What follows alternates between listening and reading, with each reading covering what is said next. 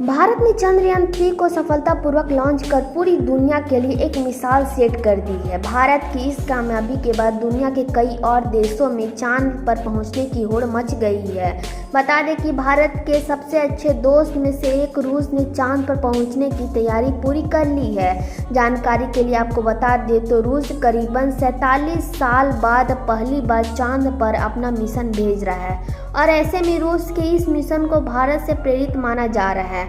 रूस के इस मिशन का नाम लूना 25 रखा गया और इसकी लॉन्चिंग 10 अगस्त को होने की संभावना है।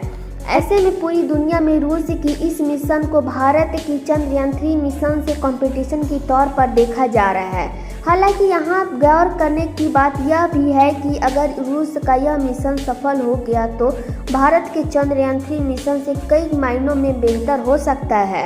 रूस का लूना 25 5 दिन का यात्रा करके चंद्रमा के पास पहुंचेगा। इसके बाद ये चंद्रमा के अलग अलग ऑर्बिट में चांद के चक्कर लगाएंगे, जैसे मौजूदा समय में भारत का चंद्रयान-3 कर रहा है। चंद्रमा पर लैंड होने के बाद रूस लूना 25 करीबन 1 साल तक चंद्रमा की सतह पर रिसर्च कर सकता है और वहां एक्टिव रह सकता है। लेकिन भारत के चंद्रयान-3 की बात करें तो ये 2 हफ्तों यानी कि करीबन 14 दिनों तक चंद्रमा पर लैंड होने के बाद रिसर्च कर सकता है। इसरो के द्वारा दी गई जानकारी के अनुसार चंद्रयान-3 14 दिनों तक ही काम कर सकता है। जब चंद्रमा पर दिन होगा 14 दिनों के बाद जब चंद्रमा पर रात होगी तो वहां तापमान -100 डिग्री के बीच पहुंच जाएगा और ऐसे में भयंकर ठंड और बर्फ की वजह से चंद्रयान के लूनर में कई उपकरणों में काम करना बंद कर देगा। हालांकि गौर करने की बात तो ये भी है कि आखिर रूस के लूनर 25 मिशन की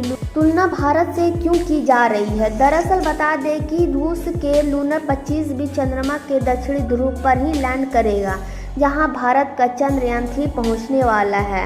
लूनर 25 चंद्रमा की सतह पर ऑक्सीजन की खोज करेगा ताकि पानी वहां बनाया जा सके।